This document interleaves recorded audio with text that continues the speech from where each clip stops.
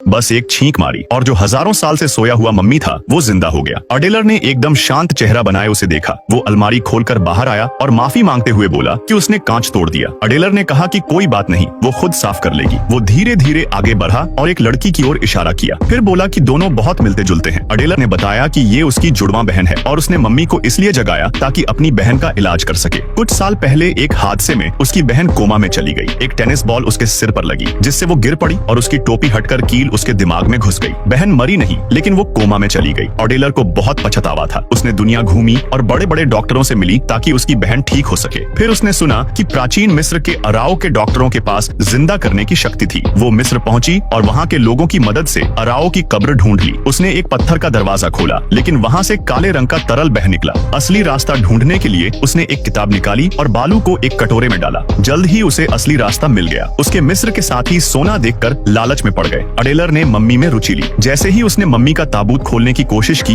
एक सैनिक ने उसे रोक दिया। सैनिक की गर्दन का हाड़ जिंदा हो गया और उसे गला घोंटकर मार डाला। उसके साथी को भी एक अजीब शक्ति ने मार दिया। ताबूत खोलते ही वो खुश होने ही वाली थी कि पीछे से एक और सेना आ गई। सेना ने उन्हें पकड़ लिया लेकिन अडेलर ने एक चाल चली। सिगरेट जलाने के बहाने उसने लाइटर जमीन पर फेंक दिया और खुद ताबूत के साथ भूमिगत नदी में कूद गई। अडेलर ने बड़ी मुश्किल से मम्मी को अपने शहर लाई। उसने मम्मी को जगाने की कोशिश की लेकिन मम्मी नहीं जगा। उसे लगा यह सब बकवास है। तभी मम्मी ने जोर से छींक मारी। मम्मी ने बड़े शिष्टाचार से धन्यवाद कहा। अडेलर ने उससे बहन को बचाने की विनती की। मम्मी ने कहा कि वो गलत इंसान को जगा चुकी है। मम्मी एक फिजिसिस्ट विज्ञानी था। मम्मी ने बोला, मैं कोई जादूगर नहीं हूँ मगर मैं तुम्हारी मदद कर सकता हूँ, मगर हमें कहीं जाना होगा। मम्मी के जिंदा होने के कुछ मिनट पहले लाइफ साइंसेस के एक डॉक्टर जिन्होंने आत्मा के रहस्यों को समझ लिया था, एक साइकिक पावर की मदद से मम्मी को जिंदा कर रहे थे। वो मम्मी से संपर्क स्थापित करने में सफल हुए लेकिन आखिरी स्टेप के दौरान एक ज्यादा साइकिक पावर इस्तेमाल करने की वजह से उनकी मौत हो गई। अडेलर इतनी परेशान थी कि उसे लगा प्रोजेक्ट फेल हो गया। उसने डॉक्टर को गले लगाया और रोते हुए कहा कि भले ही वो अडेलर की बहन को बचा नहीं पाए लेकिन उसे महसूस हुआ कि डॉक्टर की एनर्जी इतनी स्ट्रांग थी कि जब वो मंत्र पढ़ रहे थे तो ऐसा लगा जैसे आसपास के सारे मरे हुए लोग जिंदा हो गए। मम्मी के जिंदा होने के बाद अडेलर को तुरंत फिर से उम्मीद मिल गई। उसे पता चला कि फिरौन की मम्मी भी नेशनल एग्जीबिशन में है तो उसके डॉक्टर भी वहीं होंगे। वो तुरंत एनर्जी से भर गई और तुरंत निकलने का फैसला किया। इस पल सूट पहना मम्मी एक मोटे आदमी से रास्ता पूछ रहा था जिससे मोटा आदमी बेहोश हो गया और अडेलर भागते हुए मम्मी से कहती है कि किसी से भी ऐसे बात न करें वरना प्रॉब्लम हो जाएगा। मम्मी ने शिकायत की कि वो 5000 साल से कब्र में था और बाहर आकर 5 मिनट तक हंसना चाहता है। फिर वो लोहे के गेट पर पहुंचे और लॉक देखकर रुके। मम्मी ने अपनी उंगली से इशारा किया और ताला खुल गया। फिर वो मम्मीज की एग्जीबिशन हॉल में घुसे और फिर सिक्योरिटी गार्ड्स से मुलाकात हुई। मम्मी ने एक मंत्र पढ़ा और गार्ड्स सो गए। अडेलर से रहा नहीं गया और उसने कहा, तुम लोगों को उठाते नहीं हो लेकिन बेहोश करने में एक्सपर्ट हो। आगे जाकर उन्होंने आखिरकार सोए हुए फिरौन से मुलाकात की। 5000 साल से सोए हुए फिरौन ने अपने ताबूत से उठकर अंगड़ाई ली। मम्मी ने जल्दी से अडेलर का परिचय दिया जिसने सबको जिंदा किया था लेकिन उसे एक मदद चाहिए थी। अडेलर को फिरौन के पर्सनल डॉक्टर को अपनी बहन के इलाज के लिए उधार लेना है। फिरौन खुश नहीं हुआ। उसने बोला, तुमने मुझे इतनी मामूली बात के लिए क्यों जगाया? अडेलर ने फिरौन को अपनी बहन की तकलीफ के बारे में बताया तो वो रोने लगी और मम्मी उसे चुप कराने के लिए आगे बढ़ा। उसने फिरौन की तरफ मिन्नत भरी नजरों से देखा। तब फिरौन ने अपने पर्सनल डॉक्टर को बुलाया। अडेलर ने फिरौन को धन्यवाद कहा। डॉक्टर ने स्थिति का करीब से मुआयना किया और बहन की बीमारी की वजह बताई। उसने जोर देकर कहा कि अगर वो हेडपिन हटा दी गई तो वो मर जाएगी। अडेलर ने गुस्से में डॉक्टर पर हत्या का आरोप लगाया लेकिन मम्मी ने उसे रोक दिया। उसने अडेलर से कहा कि डॉक्टर के काम में दखल ना दे। फिर उन्होंने हजारों साल पुराने गुप्त मरहम को डिस्प्ले केस से निकाला। उसके बाद उन्होंने बहन को एक स्टैंड पर लिटाया। उन्होंने उसकी बहन के घाव पर कई महंगे मसाले डाले। उसके बगल में रखी मम्मी से सफेद कपड़ा निकाला और लड़की को पट्टी बांधी। डॉक्टर का काम होने के बाद अडेलर भागकर अपनी बहन को देखने गई जिसने कुछ बार चीखने के बाद अचानक उठकर बैठ गई। उसने अडेलर को बताया कि उसने टेनिस बॉल बहुत जोर से मारा था। अडेलर ने खुशी से अपनी बहन को गले लगाया।